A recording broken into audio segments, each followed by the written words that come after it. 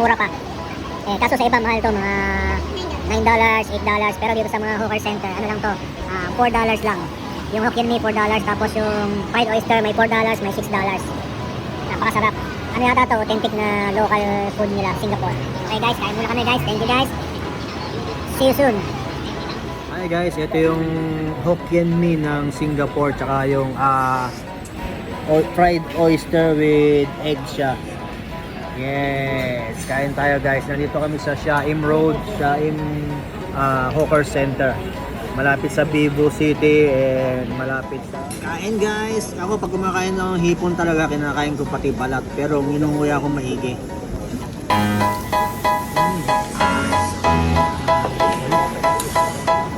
Yan o. Mainit.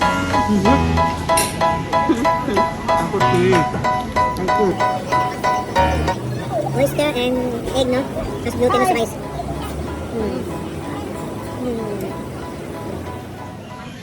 Yes, ayan na. Unang subo niya. Paborito niya yan guys. Hokkien Mee. Alright. Masarap, di ba? Sarap to. Tsaka ito, yung fried oyster. Ano oyster? Ano oyster ito? Sarap. Yan. Yan ang ano. Parang ano yata ito yun, no? Authentic na Singaporean food.